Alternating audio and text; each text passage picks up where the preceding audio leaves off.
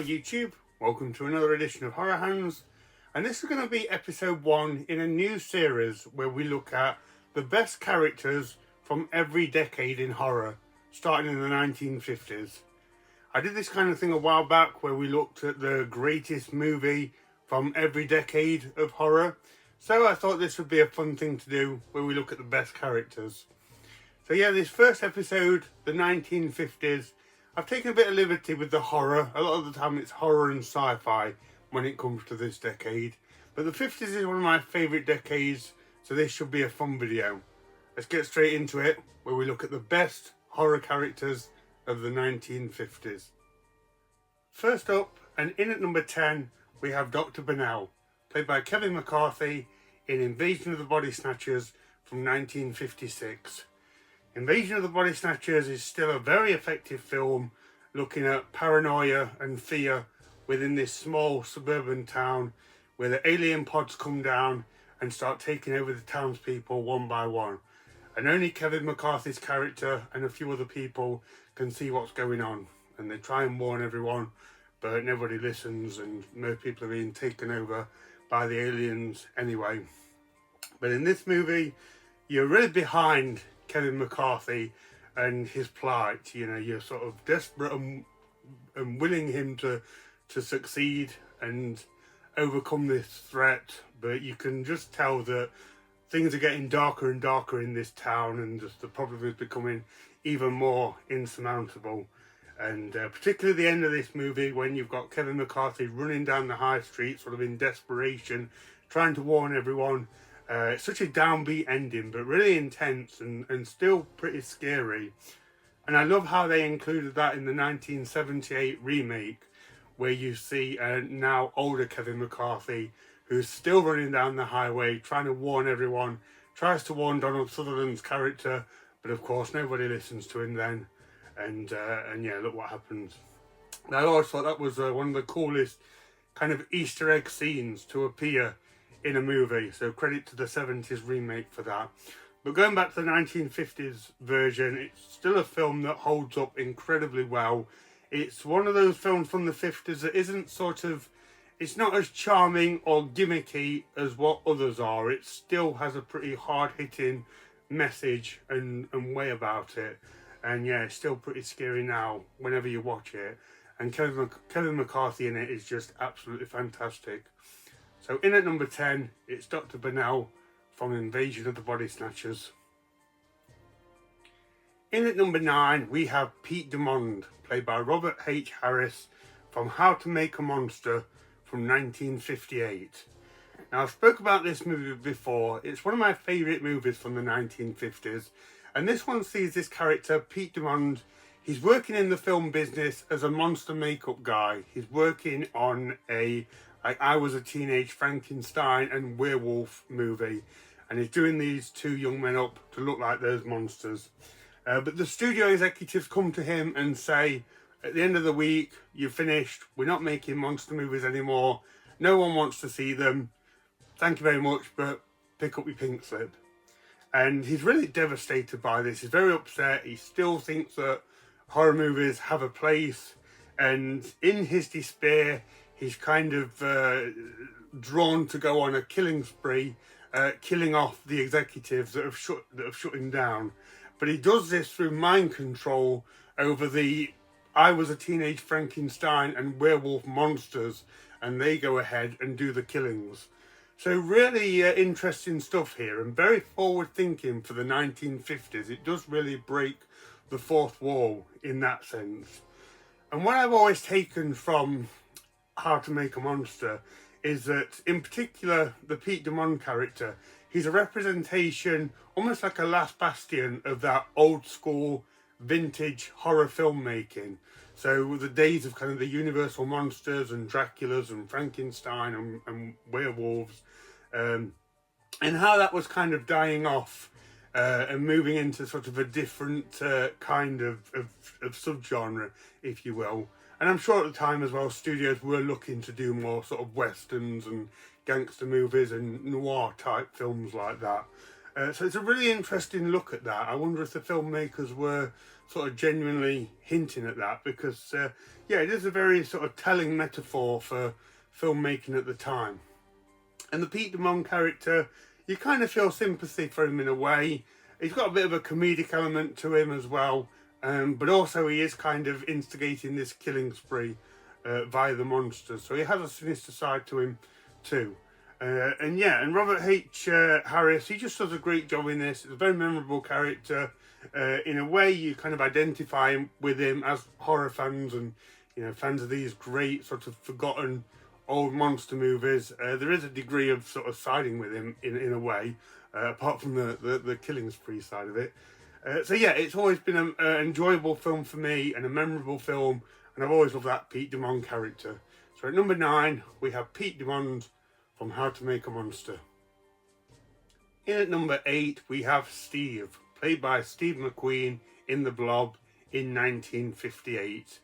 And this one, I've just always enjoyed seeing Steve McQueen in this movie. He does a great job, and I'm a big fan of seeing kind of big future Hollywood stars starring in Hollywood movies.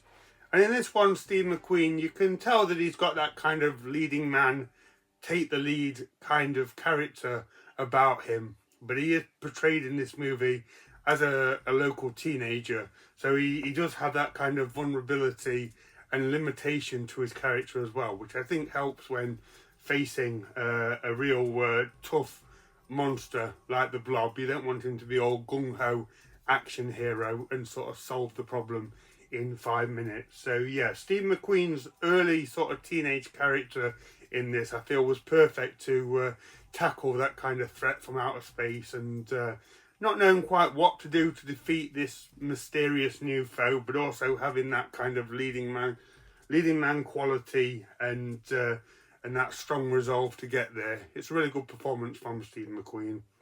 Now, interestingly, it was said that Steve McQueen had a poster of the Blob up in his bedroom all the way until he died, which I think is quite a nice sentiment if that's true. I guess he was a fan of this movie, despite it being one of his early horror roles. So that's really nice. But yeah, in at number 8, we have Steve from The Blob. In at number 7, we have Frankenstein's monster, played by Christopher Lee in The Curse of Frankenstein from 1957. Now this is one, I always think this representation of Frankenstein is a little bit kind of low-key. It's never one that people seem to go for all that much, but I've always loved The Curse of Frankenstein. I think it's a wonderful adaptation of the Frankenstein story, and I've just always loved kind of the British Hammer horror take on this one. Christopher Lee is fantastic as the monster. I love the makeup in this one. I know they had to do it a different way because Universal wouldn't allow the rights to the look of the Boris Karloff Frankenstein, which meant Hammer had to create their own look for the creature. But I think it's great. I think it looks kind of both a little bit sort of decaying and zombified, and you really can believe that this creature has been tacked together. So yeah, and Christopher Lee does a great job portraying that, particularly when the bandages whip off his face and you see the creature for the first time. That's still kind of pretty intense there. I won't talk about Peter Cushing in this movie just yet, hint hint. But yeah, Curse of Frankenstein, I've always thought it was fantastic. I love the kind of the colours of it and the scenes where he gets shot in the face in the countryside and there's all blood coming down his face. It's such a cool movie. It's got some great moments, and I can kind of see why it's on the back runner of various Frankenstein adaptations. But you know, other than kind of the classic Boris Karloff one, it's right up there for me as being one of the best and one of the more kind of lavish yet gruesome of the Frankenstein adaptations. So yeah, so at number 7 we have Frankenstein's monster from The Curse of Frankenstein. In at number 6 we have Baron Frankenstein, played by Peter Cushing from The Curse of Frankenstein 1957. Sorry to include the same film back to back, but I absolutely love Peter Cushing's portrayal as Baron Frankenstein. in any of the Hammer horror films. He's fantastic, but I included this one because it was the first one. And Peter Cushing, mainly identify him as like this top British gentleman, usually playing the good guy, usually being sort of the force for good. But his Baron Frankenstein character it's a fascinating one. He has a very sort of nuanced evil to his character, in the sense he's not kind of an out and out wanting to kill everyone kind of person, but the nature of his work makes him very sinister, and he has kind of a very sort of ruthless, selfish streak to him, where he will achieve what he wants to achieve, no matter what it does to people or who has to kind of die as a result. And it's kind of explored more and more as the Hammer films go on, but this one was kind of the start of it all. And yeah, it's fascinating just to see his kind of dark, ambitious way of trying to achieve this this creature and get the key to eternal life. And I love how the sequels kind of go on, and he's sort of outed and wanted, and he gets captured and he escapes and just sort of sets off in a different village and just starts all over again. He doesn't learn anything from it, or he doesn't develop in any kind of moral way. He just keeps doing what he's doing and carries on with his experiments. But yeah, that sort of quietly evil side of his character I just thought was fantastic, and Peter Cushing plays it so well that I had to include him on this list. So in at number 6 we have Baron Frankenstein from The Curse of Frankenstein. In at number 5 we have Cal Meacham, played by Rex Reason in This Island Earth from 1955. And in this one, for me, Rex Reason, he's kind of the poster boy for all of those sort of macho scientist characters that appeared in these 1950s atom age sci-fi horror films. So he's always like, yeah, he's a scientist with like the chiseled look and the big chin and the just the masculine prowess that they had. And you kind of think, well, yeah, the world is safe in this guy's hands. But Cal Meacham is a good one as well, because at first he's kind of out of his depth, and he doesn't know who these alien creatures are. But I like kind of how the film goes on. He's almost like calling them out at times, when he's sort of like, Exeter, you're lying to me, you know, that kind of thing. He's kind of he gets down with it pretty quick, and yeah, doesn't take any crap from the aliens. But yeah, you could kind of pick a lot of these 1950s movies, and as I say, that main lead role scientist guy, they're kind of often the same in how they portray themselves on screen. But yeah, I just got a soft spot for Cal Meacham because I enjoy This Island Earth so much. Now, unfortunately though, Rex Reason was never a fan of the Metalunar Mutant. He actually went on record as saying he was quite embarrassed by that and thought that it ruined an otherwise excellent film, which is a shame. I've got to disagree with you there, Rex, as I do love the Metalunar Mutants. But yeah, Cal Meacham is a great character, and like I say, just a really fantastic representation of that strong 1950s scientist guy that often took it to the alien threat and saved the world in doing so. So at number 5 we have Cal Meacham from This Island Earth. In at number 4 we have Professor Van Helsing, played by Peter Cushing in The Horror of Dracula in 1958. Yes, Peter Cushing strikes again, and this is just, if you ever look at examples of perfect casting, Peter Cushing as Van Helsing has to be one of them. Again, this top British gentleman, this strong kind of moralistic fibre running through his character.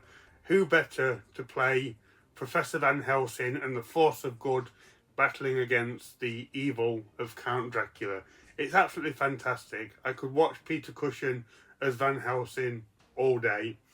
Not much else to say about it other than that. It's just a wonderful actor playing a fantastic part in a classic movie, and he does it so well. He's just absolutely fantastic. And I did hear somebody ask Peter Cushing back in the day why he stars in these movies that at the time were very kind of gruesome and controversial. And I think his response was something like, he stars in them because although they are very gruesome, in the end good always prevails. And I think that very much attracted Peter Cushing to the roles. Someone will probably know his response better than me, but I always thought that was a really nice way to look at it, and it was kind of summed up the essence of Peter Cushing, really. So yeah, that was very nice. But yeah, in at number 4, we have Professor Van Helsing from The Horror of Dracula. In at number 3, we have Frederick Loren, played by Vincent Price, in House on Haunted Hill from 1959. I mean, it's Vincent Price, and even by the 50s, he was becoming a horror icon. And I would argue, pick any of his films from the 1950s onwards, and you will have an iconic performance. He is just one of the absolute horror greats. And I go for House on Haunted Hill because I think this was the time where I think even he was starting to recognise he was becoming this horror guy, and in this one he kind of starts to capitalise on the campiness and the fun that can be had in horror movies, probably through working with William Castle and him utilising all the various gimmicks and things like that. And this one, his character invites other people to the house on Haunted Hill, and I like how he has somewhat of like almost like a host character in this one. It's really good. It suits him very well, and a lot of the set pieces are really cool. I love the haunted house location. The skeleton in it is really awesome. But yeah, Vincent Price, he's just a really fun, campy, effective driving force of a character in this one. It's always wonderful to see him in these kind of roles, and this was a really good one. And I've said it before, I really miss those gimmicks that William Castle used to do. More people should do that nowadays. But this one is just a kind of now harmless horror film, and just a really enjoyable look back to that 1950s time where the movies had a lot of charm. And like I say, if Vincent Price is in it, you know it's going to be quality. And for me, this is one of his best and most iconic roles. So in at number 3, we have Frederick Loren from House on Haunted Hill. In at number 2, we have The Creature from the Black Lagoon from 1954. Now, for this series of videos, I'm trying to avoid monster creatures and go more for characters in movies. But I absolutely couldn't leave off Creature from the Black Lagoon. He is arguably the most iconic thing from 1950s horror, the poster boy for horror movies from this time. Still an absolutely fantastic design, great look for the creature. The Gillman in general is one of my all-time favourite monsters in horror, and he still holds up incredibly well today. The film itself still holds up very well today. The underwater shots of the creature swimming beneath the actress are still some of the most beautiful things that I've seen in horror cinema. And yeah, you don't really get any more iconic than Creature from the Black Lagoon, whether you're just looking at the 1950s or in general. It's just such a highly referenced creature, character, whatever you want to say. So yeah, still a fantastic film, totally awesome creature that still holds up. So in at number 2, we have Creature from the Black Lagoon. Okay, and in at number 1, the greatest horror character from the 1950s, we have Dracula, played by Christopher Lee in The Horror of Dracula from 1958. One of the greatest and most iconic horror characters, roles, portrayals you'll ever see. This is one of them where it's so good. At this stage, I don't really know what to tell you about it, but I mean, I'll go down a bit of a personal route with this one, and to say that Christopher Lee's Count Dracula was one of the kind of first big horror characters that I came to learn about as a kid, because my dad was always a huge fan of the movie. He was a huge Hammer horror fan. He'd often tell me about the time when he, as a kid, begged his mum to let him stay up at night and watch Dracula for the first time, and he did, and it terrified him and things like that. So Dracula, the Hammer horror Dracula, was one of the big sort of pop culture horror characters that I first got to know about.